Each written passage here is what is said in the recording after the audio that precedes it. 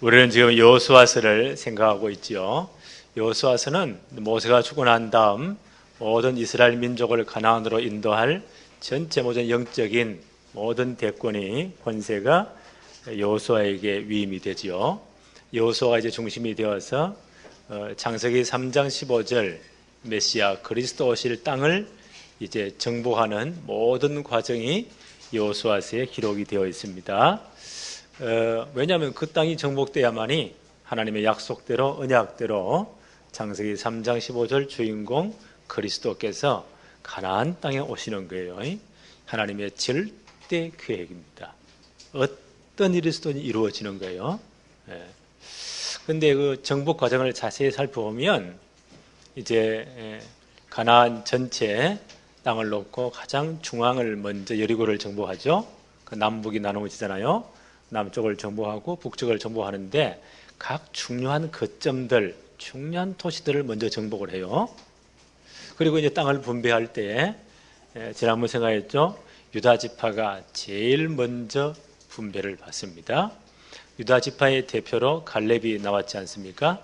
그분이 자기가 정탐 40년 전에 정탐했던 그 땅, 엄격히 말하면 45년 전이죠. 그 땅을 요구합니다. 그래서 그 갈렙이 요구한 갈렙의 가문이 이제 차지해야 될 그 헤브론 중심으로 유다 지파의 땅이 가장 비옥한 가장 좋은 남쪽 지역이 유다 지파의 땅이 되어요. 장자 지파이기 때문에 그 다음 복음을 위해서 가장 많이 수고한 헌신한 사람이 요셉이란 분입니다. 그렇지 않습니까? 요셉은 명분상 2배의 축복을 받아요. 명분상. 그래서 그 당시 이스라엘 백성들의 그 관습이 장자에게는 아버지의 기업, 땅이죠. 기업이라면 땅을 연상하면 돼요. 땅을 2배를 주었어요. 요셉이 2배의 명분상 2배의 축복을 받거든요. 유다 지파 다음으로 두 번째 그 에브라임 지파, 요셉의 아들 에브라임 지파가 땅을 분배받습니다. 실제로 그 유다 지파 위에 가나안 중앙 지역인데 굉장히 좋은 곳이에요. 그리고 오늘 말씀 보니까 므낫세 2분의 1 지파가 땅을 분배받아요. 그들이 이제 모세가 살아계실 때에 그 요단 건너기 전에 요단 동쪽에 세 지파가 먼저 분배를 받죠. 루벤 지파, 갓 지파, 므낫세 2분의 1 지파가 받고 요단 건너와서 또 이분들이 보세요. 에브라임 지파가 가장 축복의 땅을 오늘 본문에 보니까 므낫세 지파 2분의 1이 그러면 요셉 자손은 몇 배를 받아요? 요단 건너기 전에 므낫세 2분의 1 지파가 땅을 차지했고 건너와서 에브라임 지파가 가장 또 중앙에 차지했고 그 위에 또 므낫세 2분의 1 지파가 차지했고 몇 배예요? 3배요. 3배. 이 복음을 위해 헌신한 것이 절대 그냥 지나가지 않습니다. 요셉의 후손들이 이렇게 축복을 받는 거예요. 또 야곱이 그 아들들을 축복할 때 손자를 아들의 반열에 올려버리잖아요. 그 12지파 형성이 요셉 빠지고 레위 지파는 제사장 지파이기 때문에 전체가 흩어요. 빠지고 요셉의 두 아들을 집어넣어서 12지파가 되는 거예요. 그러니까 손자가에서 아들을 대로 확률이 하나 올라가 버려요. 요셉의 두 아들이. 이건요 어마어마한 축복입니다. 이 복음을 위한 헌신이 절대 그냥 끝나는 법이 없습니다. 이제 각 그 거점이 정복되고 지파별로 땅의 경계가 다 정해져요. 그리고 이제 그 지파별로 땅을 차지할 때는 각 가정별로 가문별로 제비 뽑아서 땅을 나누어 줘요. 그럼 각 가정 가문은 그 땅에 있는 모든 이방인 족들을 쫓아내고 그 가문의 땅을 차지해야 돼요. 그런데 만약 가나안 땅에 들어가서 기업을 얻지 못한다. 땅을 자기 후손대로 그 땅을 기반으로 살아야 되거든요. 그걸 얻지 못한다. 그 할 때는 이스라엘 선민 공동체에서 끊어져 버리는 것을 의미해요. 그건 하나님의 저주예요. 오늘 본문 말씀을 잠깐 읽어봤는데 슬로브핫이라는 분이 나오죠. 므낫세 지파의 아주 사람인데 이 양반이 광야 40년 통과할 때 아들이 없이 돌아가셨단 말이에요. 딸만 5분을 놓고 아들이 없이 돌아갔어요. 그 당시 사회는 남자 위주고 모든 가문의 남자 위주로 이어가기 때문에 아들이 없으면요 기업을 물려줄 기업을 물려줄 사람이 없단 말이에요. 그럼 가나안 땅 딸만 들어가면 그 가문에 아들이 없기 때문에 가나안 들어가도 그 가문의 땅을 차지하지 못해요. 그건 이스라엘 공동체에서 가문이 끊어졌다는 것을 의미해요. 심하게 해석하면 하나님의 저주로 그렇게 그들이 여겼단 말이에요. 이걸 너무 잘 알고 있는 슬로보앗의 따님 5분이 이분의 므낫세 지파 땅이 분배될 때 여호수아에게 나옵니다. 옛날 가나안 정복 요단 건너기 전에 모세가 살아있을 때 이미 이분들이 나가서 땅을 요구했거든요. 그 요구대로 우리 아버지의 기업을 우리에게 주십시오 라고 요구를 하는 거예요. 그래서 이 슬로보핫의 가문의 그 기업 땅이 딸들을 통해서 그 가문의 기업이 유지가 되는 거예요. 영원히. 이 사건이 지금 예수님 오시기 전에 1400년 전이거든요. 예수님 오실 때 지금부터 몇 년 전이요? 2017년 전이에요. 그럼 2017년 플러스 1400년 몇 년이죠? 3400년 전의 사건이에요. 그 3400년 또 우리나라 어떤 시기죠? 굉장히 옛날이죠. 이때 고대 사회는 모든 게 남성 위주의 사회였어요. 그때 그 가문의 딸들은 아버지의 소유물에 불과했습니다. 그 당시 세계관에서 지금은 말도 안 되지만 그때는 그랬어요. 벌써 3400년 전에 모든 게 남자 위주로 되어지는 사회에서 딸들이 기업에 참여하고 그들에게 분배되었다. 이건요 놀라운 사건이에요. 첫째 봅시다. 요셉 자손의 기업 분배. 우리 여호수아 13장 29절로 31절에 보니까 이제 모세가 살아 계실 때 이제 가나안 정복 직전이에요. 그때 가나안 동쪽에 요단 건너기 전이죠.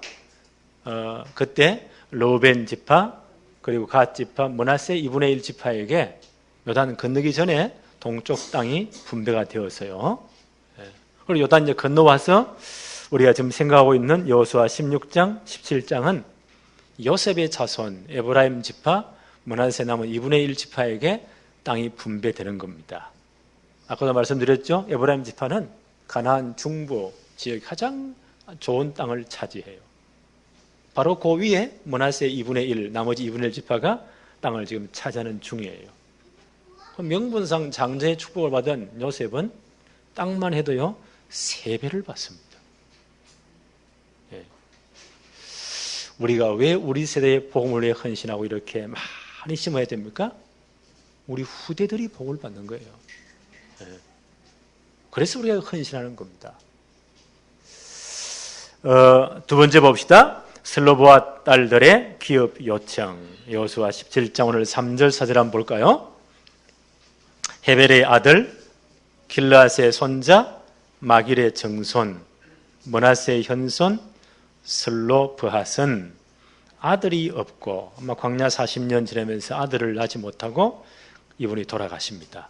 딸뿐이요. 그 딸들의 이름은 말라와 노아와 호글라와 밀가와 디르사라. 몇 분이에요? 5분. 딸만 5분 놓고 아들 없이 이분이 돌아가셨습니다. 그럼 가나안 들어오면요 기업 분배받을 아들이 없단 말이에요.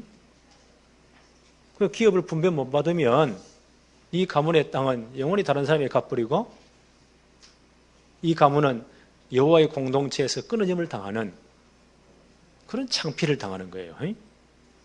그래서 이 따님들이 나와서 이렇게 요구합니다. 4절 보세요. 그들이 제사장 엘르아살과 눈의 아들 여호수아와 지도자들 앞에 나와서 땅 분배할 때 대제사장 엘르아살이 참여하죠. 영적 지도자 여호수아 입회하에 각 지파의 족장들이 참여해서 이제 공장의 분배를 하는 거예요. 그들 앞에 나옵니다. 말하기를 여호와께서 모세에게 명령하사 우리 형제 중에서 우리에게 기업을 주라고 하셨다 하매 여호와의 명령을 따라 그들에게 그들의 아버지 형제들 중에 기업을 주었다. 이 사건이 이제 광야 40년이 거의 끝날 무렵 민수기 26장에 보면 인구조사를 합니다. 출애굽 나와서 인구조사를 한번 했고 40년 통과하고 거의 이제 마친 다음 가나안 정복 직전에 두 번째 인구조사를 해요. 그게 민수기 26장 사건이에요. 왜 인구조사를 해야 되냐? 가나안 정복하려면 군대가 필요하잖아요. 각 지파별로 이제 군대를 조직하기 위해서. 두 번째, 땅을 분배하려면 각 지파별로 사람이 얼마 되는가를 정확히 알아야 땅을 제대로 분배할 거 아니에요. 가족별, 가문별로 다 인구조사를 한단 말이에요. 그게 민수기 26장 사건이에요. 그래서 아마 각 가문별로 땅 분배할 모든 기초조사를 다 합니다. 이때 이제 슬로바스의 딸들이 가만 생각해 보니까요, 아버지가 돌아가셨잖아요. 아들 없이. 그럼 그 가문이 물려받을 땅은 이제 딴 데로 돌아가는 거예요. 그다음 땅이 없어서 먹고 살 길도 없잖아요. 예. 그리고 그 가문은 거기서 딱 끝나버리는 거예요. 그것은 이스라엘 공동체에서 이 가문이 끊어졌다. 그건 하나님의 저주예요. 그리고 모세 살아계실 때 인구조사 이후에 이 따님 5분이 모세에게 나옵니다. 나와서 이제 요구를 하는 거예요. 예. 그게 민수기 27장 1절로 11절에 자세히 기록되어 있어요. 예. 이 따님들이 5분이 나와서 요구합니다. 우리 아버지 아들 없이 죽었습니다. 그럼 우리 가문의 땅이 분배 안 되면 우리 가문은 영원히 이스라엘 공동체에서 끊어집니다. 이건 하나님의 저주입니다. 그래서 우리 아버지에게 우리 가문의 기업으로 분배될 땅을 우리 딸 5에게 주십시오. 라고 이분들이요 과감히 요구하는 거예요. 그 모세가 딱 고민이 되겠죠. 민수기 27장 5절에 보니까 모세가 이거 붙잡고 하나님께 기도합니다. 하나님, 이때는 어떻게 해야 됩니까? 어떻게 땅을 분배해야 됩니까? 라고 기도하는 거예요. 민수기 27장 6절 하나님이 모세에게 이렇게 말씀하십니다. 여호와께서 모세에게 말씀하여 이르시되 슬로보핫의 딸들의 말이 옳다. 너는 반드시 그들의 아버지의 형제 중에서 그들에게 기업을 주어 받게 하되 그들 아버지의 기업을 그들에게 딸들에게 돌려라. 그래서 그 가문의 땅이 소멸되지 않도록, 그 가문이 끊어지지 않도록 그렇게 해라. 그러면서 이제 땅 분배에 대한 중요한 원칙이 세워집니다. 그때 만약 그 아버지가 아들을 죽었다고 치자, 그러면 딸들에게 제일 먼저 돌아갈 것이고, 그래서 그 가문의 기업이 이어져야 돼요. 땅이 이어져야 돼요. 딸도 하나도 없다. 그러면 그 형제에게 줄 것이요. 형제도 없다. 그 아버지의 형제에게 줄 것이요.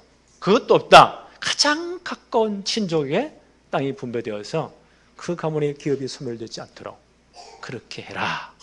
라는 땅 분배의 원칙이 이 따님 5분에 의해서 그 원칙이 주어져요. 하나님이. 예. 이분들이 대단하죠. 예.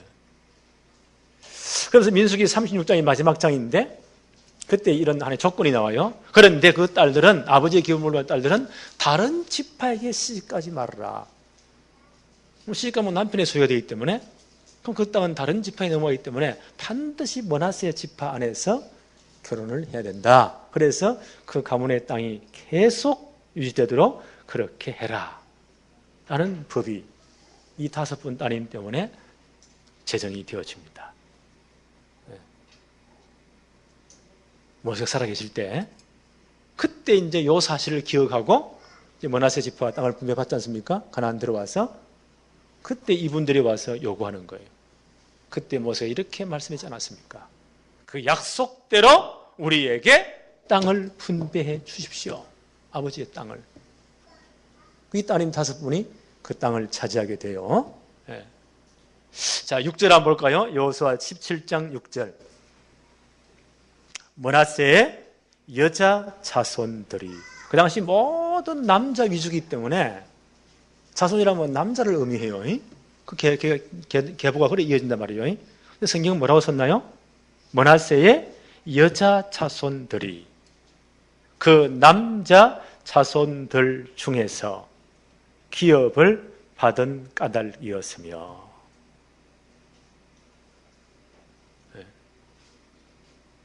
이 따님들이 그 아버지의 기업을 물려받습니다. 그래서 그 가문의 기업이 물려지는 거예요.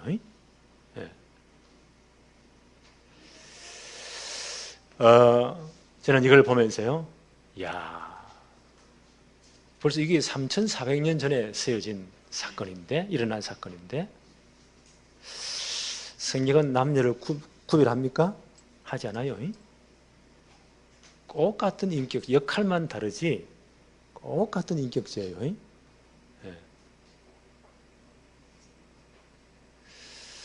성경을 자세히 보면 가장 중요한 시기에 그 가문의 중요한 신앙이라든지 역사의 중요한 사건마다 진짜 하나님의 구원 역사를 이어갈 때 중요한 역할을 한 분들 가운데 여자분들이 많이 남아요. 우리 지난 한 2주전에 생각했잖아요. 여호수아 15장 16절로 19절에 보니까 갈렙이 이제 유다 지파의 대표로 나와서 자기 지파의 땅을 요구하잖아요. 자기 가문의 땅을 요구해요. 그게 헤브론 지역이에요. 45년 전 그가 밟았던 그 땅. 그리고 그걸 이제 그 가문이 정복을 할 때 그 헤브론 일경 가운데 아주 중요한 땅이 길랏세벨이라는 중요한 땅이 있어요. 그때 이분이 뭐라고 말합니까? 이 땅을 쳐서 정복하는 자에게는 내 딸을 그에게 주건 그를 나의 사위로 삼겠다 라고 선포를 해요. 이분이 참 지혜롭잖아요. 우리 아버지 때, 어머니 때, 윗때 다 하는 게 아니에요. 후대들에게 할 뭘 남겨줘야 돼. 그냥 막 물려줍니까? 이분이 절대 그렇지 않아요. 이 정복전에 목숨 걸고 참여하라는 거예요. 아마 헤브론 중심의 가장 중요한 지역이 길랏세벨 이 지역인 것 같아요. 당신이 직접 하지 않고 아마 자기 가문 내 사람이겠죠? 누구라도 가장 중요한 이 땅을 정복하는 자에게는 내 딸 악사를 그에게 주고 그를 나의 사위로 삼겠다. 그러니까 그 조카 되는 온니엘이 동생의 아들이니까 조카잖아요. 이분이 그 땅을 차지합니다. 그래서 조카를 자기 사위로 삼습니다. 그분이 온니엘이에요. 그래서 이 갈렙의 그 가문이 누구를 통해서요? 딸을 통해서 이렇게 연결되는 거예요. 온니엘이 누굽니까? 사사시대 때 여호수아 죽고 난 다음 영적으로 혼탁한 한 400년 시대를 사사시대라고 해요. 그때 초대 사사, 제1대 사사가 온니엘이에요. 그 갈렙 가문의 엄청난 축복이 그 따님을 통해 이렇게 이어지는 거예요. 저는 이거 보면서 이야, 이런 경우가 있구나.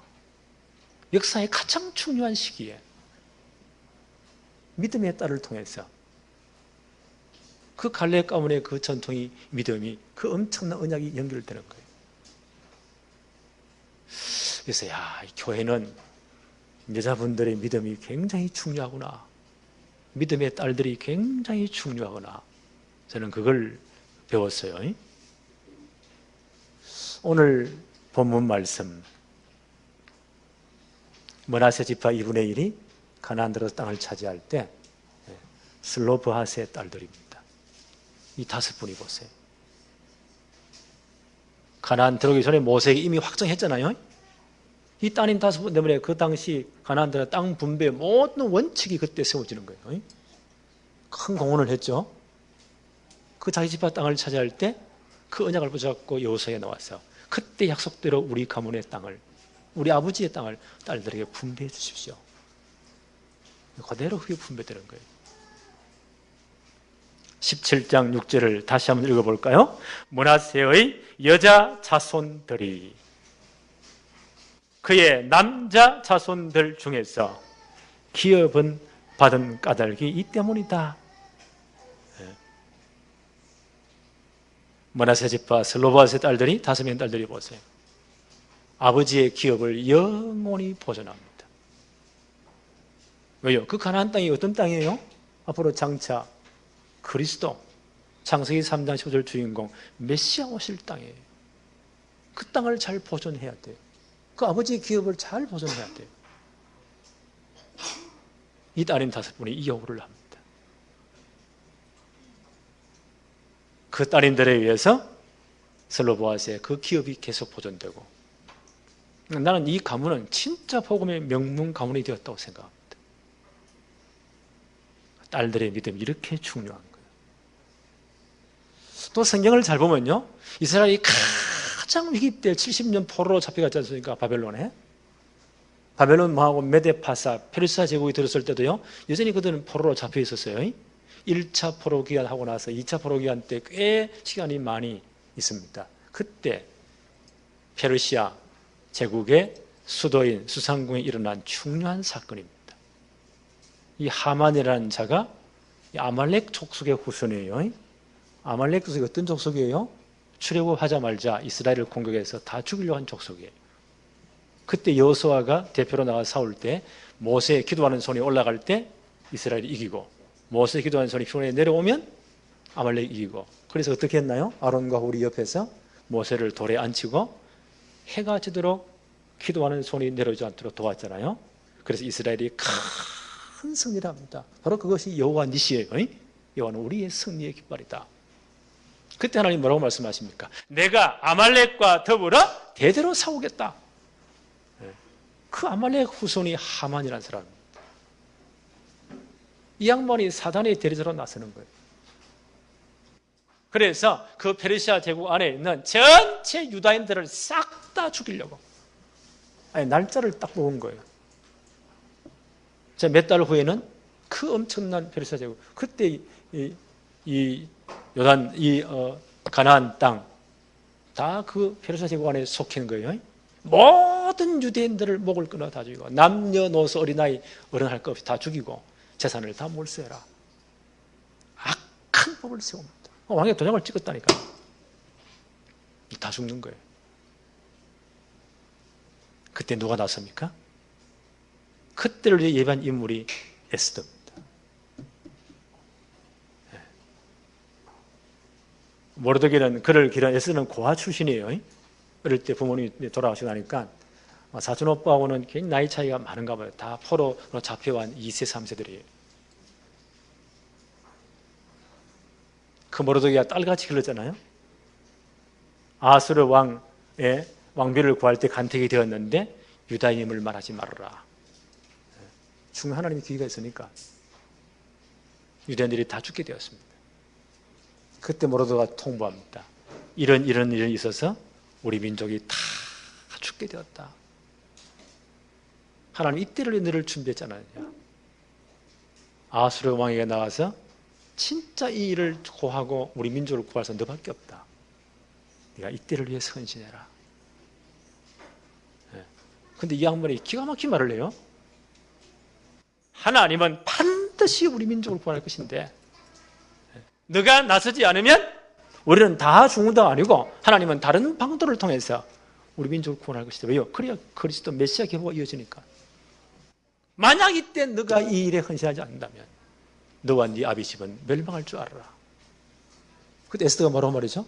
왕이 나를 30일 동안 부르지 않아서 못 나가지만, 그때 왕 앞에 왕비도 아무나 부르지 않으면 나가면 큰일 나요. 왕을 죽이는 자격으로 알고요, 죽습니다. 3일 동안 나를 위해서 전 유다인들이 기도해 주세요. 나도 내 시녀와 함께 3일 금식하며 진짜 하나님 능력 의지하고 내가 나가겠습니다. 민족을 살리기 위해서 나가겠습니다. 법을 바꾸기 위해 나가겠습니다. 그래서 이분이 마지막 하는 말이 뭐예요? 죽으면 죽을 것입니다. 그게 깡다구가 아니에요.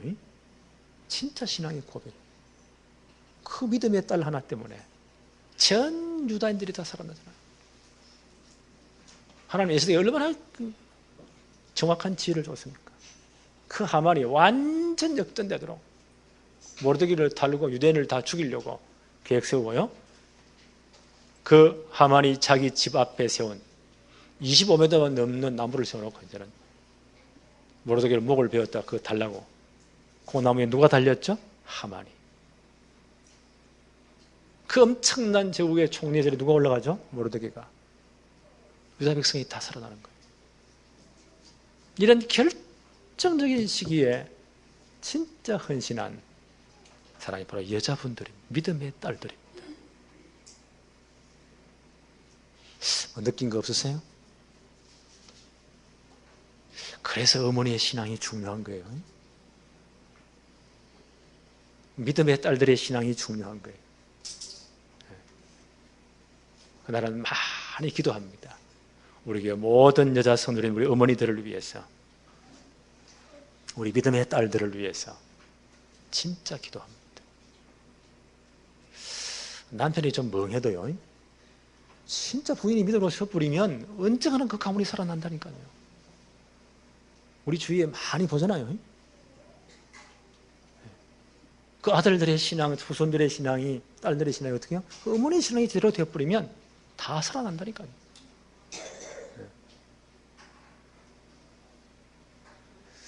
그래서 하나님이 우리 교회에 주신 렘넌트 성공시대에 진짜 이 하나님의 계획이 이루어지나 안 이루어지느냐, 우리 어머니들의 손에 딸렸습니다. 믿음의 딸들의 그 모든 신앙에 달렸습니다. 우리 교회가 정말 이 축복을 받는 최고의 증거 있는 교회 되기를 바랍니다. 하나님 아버지, 너무너무 감사합니다.